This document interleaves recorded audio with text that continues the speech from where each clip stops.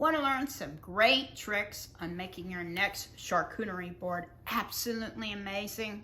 Well, come along with me and I will show you how.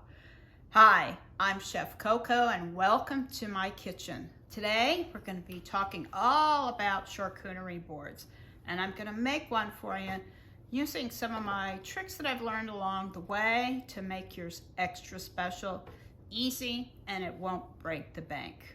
So come on along and I'll show you how. So the first thing we have to talk about is boards. Boards, as we talked about earlier, can be just about anything. I collect cutting boards. You can see my favorite Minnesota board here. And this would be for a small charcuterie board, maybe 2-4 people. You can also use just plain trays. I like this black tray. I think this is what I'm going to use today. I have a piece of parchment paper down, and I think that will work out well for mine, for keeping everything safe and in place. And you can also use like plastic trays, cutting boards, anything that you have that can hold the product. Now, it doesn't have to have a lip on it, but it just has to be flat and food safe. And then you can make it food safe by either putting plastic wrap at the bottom or parchment paper. Okay. So the next thing we want to talk about is our tools.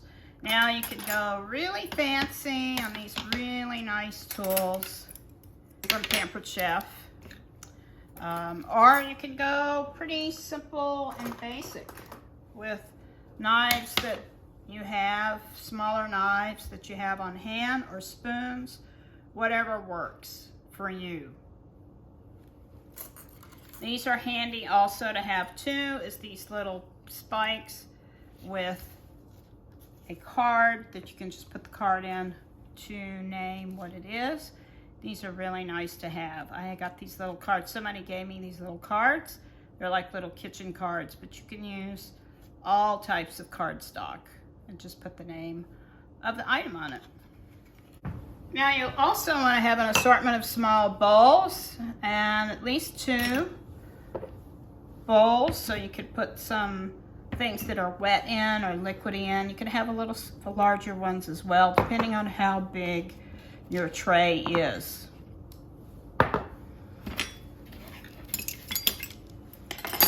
So what I like to do first when I make a charcuterie board is I like to place my cheeses. You want to have a couple of different kinds of cheeses. I like to have a hard cheese. I have a 4-year-old cheddar, and I cut out the package name. If it's nice, I put it on there if I want to add it so people can see. It's not necessary, but when you're prepping, it's nice to have it so you'll know what you have. I have a Gouda, I have a blue cheese, and I have a port wine cheese that I'll fit in there somewhere. I also am going to make a little flour for you with cheese and Belgian endive. And then I also have a log of goat cheese here that I'm wrapping and breading, sort of coating in everything but the bagel seasoning. And who doesn't love that seasoning, right? Goes on everything. So just gives, and this is plain goat cheese. So we'll leave that there and we'll put that down too. Okay, so for my meats today, I'm going to do a couple of different meats, but you could do a flexitarian or a vegan charcuterie board, and this is the meat that I like to use for that. It's tofurkey, plant-based Italian. I just roll it in Italian herbs or herbs de Provence, and I roll it around in the skillet, and then I cut it, slice it, and put some more herbs on it and heat it up again just a little bit. And then I chill it down, and it makes really, really nice. It stays together. It's excellent for charcuterie boards if you're looking for a plant-based meat. I also like to use hummus as well for a spread, and maybe a red pepper spread There's lots of different vegetable spreads and hummus that can stand in for cheeses. And there's lots of nice plant-based cheeses out there that you could use on your charcuterie board as well. So let's go ahead and get started and place our cheeses. So we want to kind of place them in odd places. So this one we're going to have hold. I'll move my things here. So we're going to leave that one there because we'll serve that one whole. What I like to do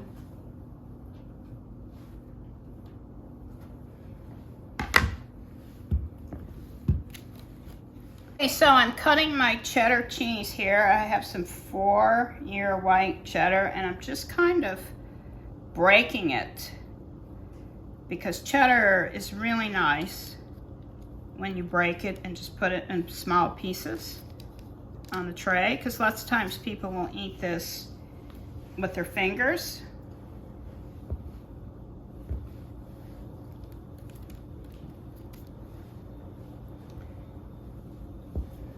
You always want to start the cheese for folks, because if it's just sitting there whole, they're afraid to be the first one, right? So I have this one here, and then we'll break some of the crumbles here for the blue cheese, and we'll stick the knife in there like that. And I might put that on there for now. Next we have some smoked Gouda.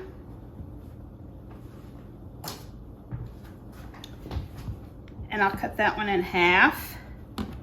Now this one has a wax on it, so you want to take that wax off of the cheese.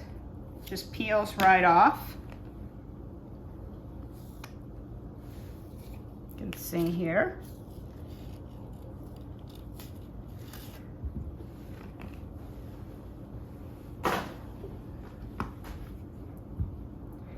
And these I like to just cut in little wedges.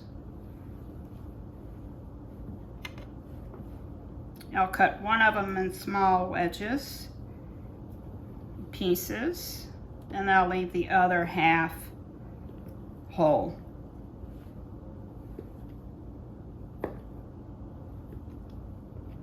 And you can cut it small too if you like. So we'll put that one there. Kind of, you know, with an eye for design, you just give it, you want different textures and visually appealing. So the next cheese dish we're going to do is I have a mix here of blue cheese and cream cheese, and I've just equal parts blue cheese and cream cheese, and it's pretty stiff. So I'm just going to put it in the corner here because I'm going to make a little flower with it.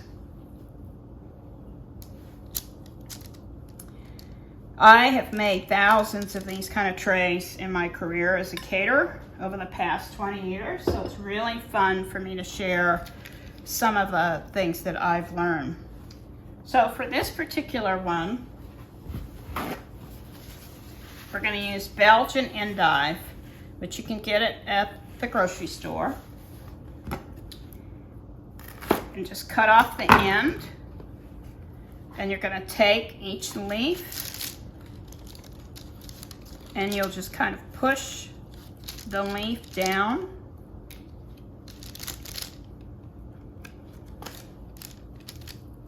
And it's going to look like a big sunflower when we're finished.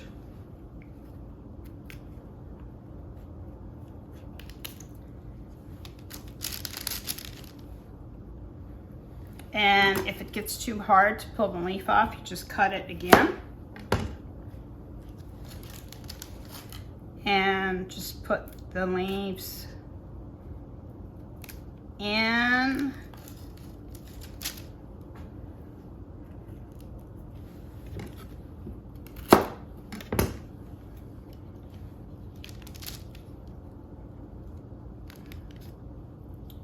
And then you'll get down to the bottom where you'll have this little stem part in the center, and you just stick it in the center. And what I like to do is I take some herbs.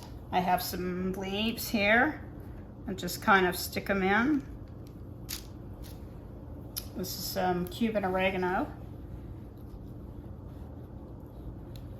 And you can see it's a nice little flower there at the edge.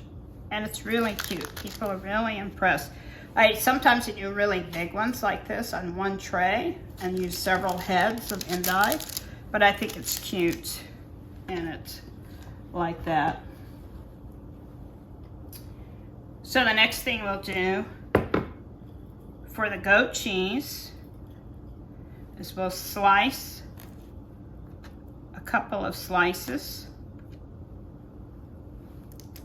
and then we'll kind of put it in the middle and have some medallions coming around.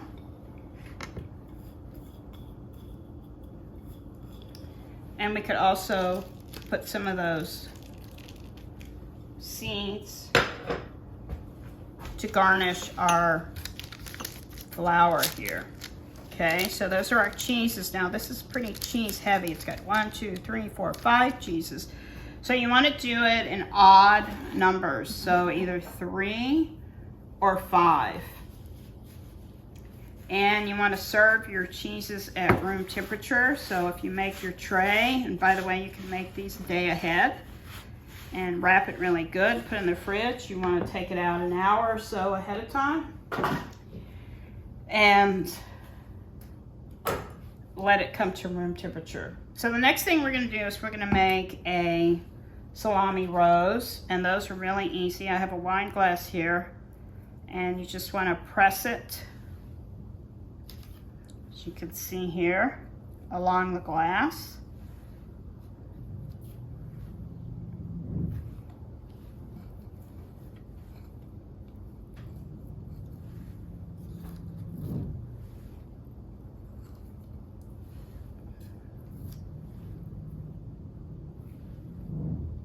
And just keep going around.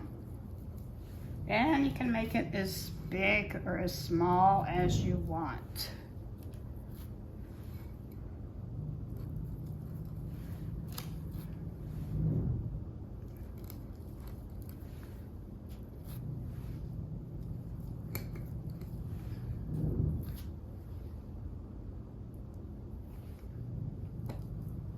Just pressing it as you go.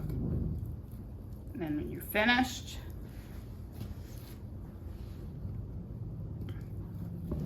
put one more layer.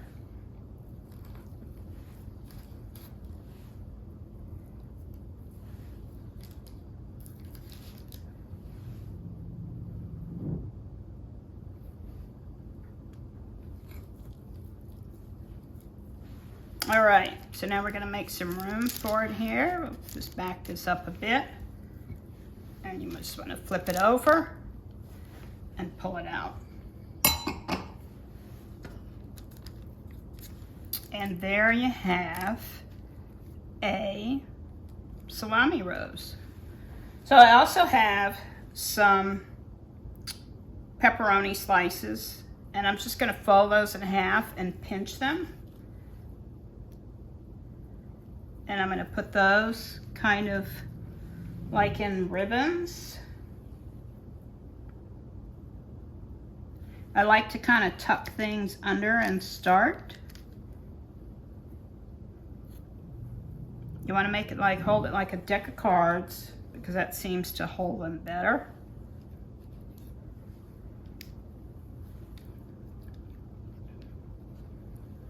I like to kind of fill in the space. See how I'm pressing?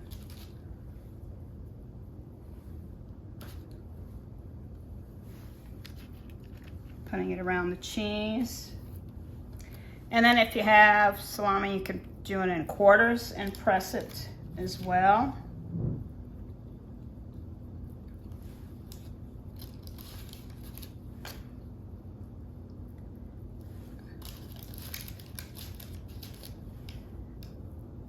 And you're kind of making a little flower there too.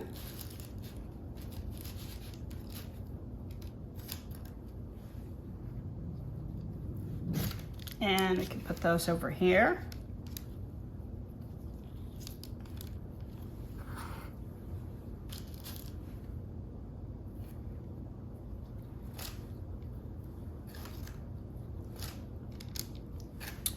And then we have our small dishes. And for sure, I'm gonna put those there. So in one of the dishes, I'm gonna have some pitted Kalamata olives that I've roasted. And these are my misto olives. And they're just roasted olives. You don't really need a recipe for this. With a little olive oil, lemons, and fennel seed.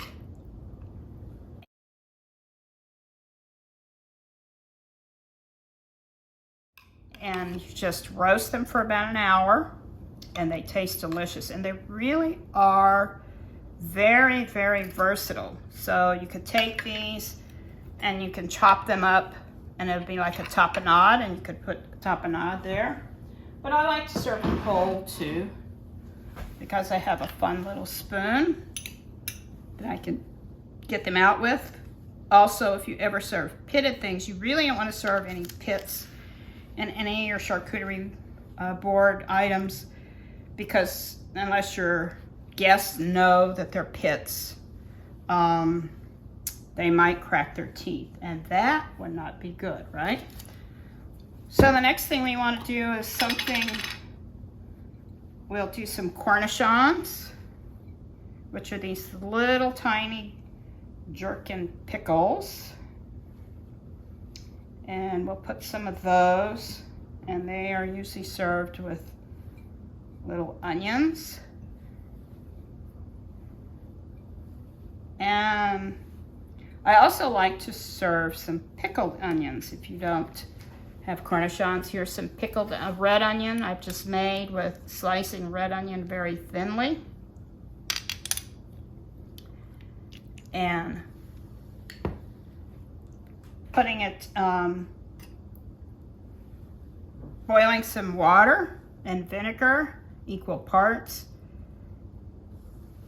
and pouring it in. You can put sugar in it, you can put salt. There's all sorts of pickled recipes out there, but they're very easy to make. You can see here I have a jar going. So that's kind of my sour briny things that we have. And also I like to have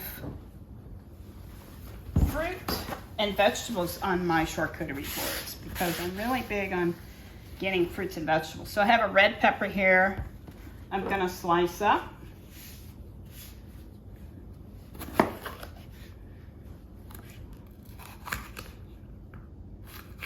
And that will be, just since it's a holiday board, I'm just gonna do red and green vegetables. So I'm just gonna make some sticks.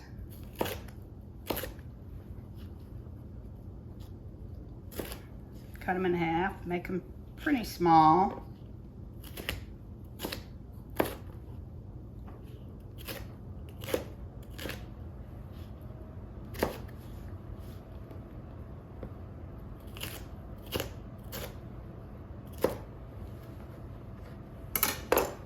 So then I'm going to start placing those in a couple of different spots. They'll be really nice over here with the Belgian endive flower. And then over here, you kind of want to separate it out. And maybe right here. There's lots of little spots that you can put things. Now I also have some pea pods that I bought that are just ready to eat right out the bag. And I'll stick those up, standing up. It'll give some height to my tray.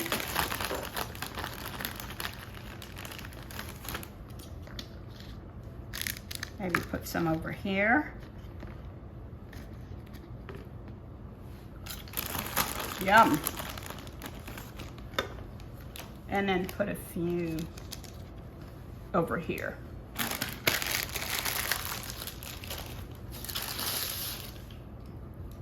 Now the next thing I'm going to put in is my fruit. So I'm going to use seedless grapes. You always want to use seedless grapes. And I also cut them into little tiny bunches because you don't want people to be pulling on grapes and leaving things behind. I can just take the tiny little grape.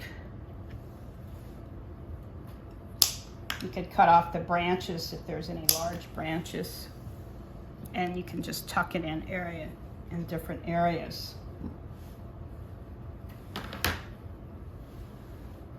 I like to make little stacks of grapes. Kind of give it some height. Grapes are something that you can pretty much stack.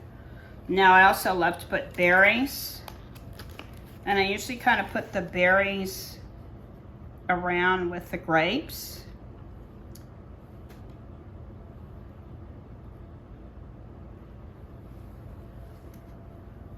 You can kind of accent them.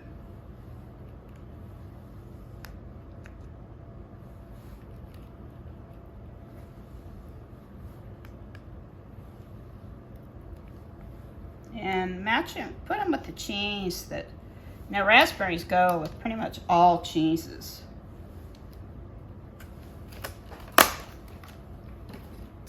And then I like to put some dried fruit. I have some dates, which I absolutely love. So I'm just gonna stick some dates and also make sure that they are pitted. Medjool are delicious. I also like to stuff dates with like blue cheese and nuts. You can stuff them with all sorts of things.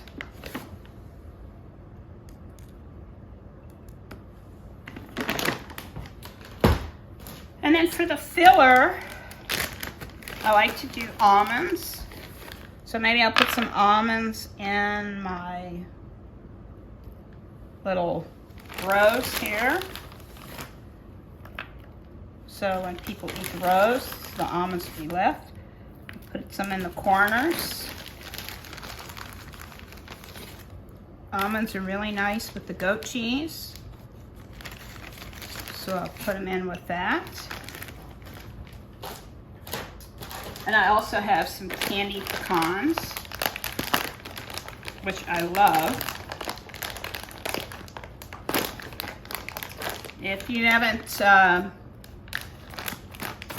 subscribed to my newsletter this month, I have a great recipe for candied pecans.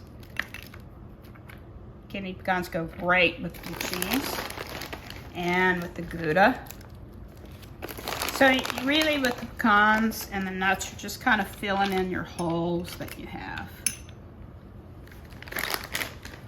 And then last but not least, you want to have some greenery herbs, fresh herbs or flowers or anything edible that you can put in just to give it that garnished look. I like to stick. You always have to hide your mechanics when you're using herbs. You know, just make sure you hide it in the product. Have it coming out. I like to put leaves like with my flower here. I can have some leaves there coming out. So yeah, I think that looks pretty good. Now the last thing that you want to do is if you want to write what you want to put for your cheddar here, take this off. You can put that there.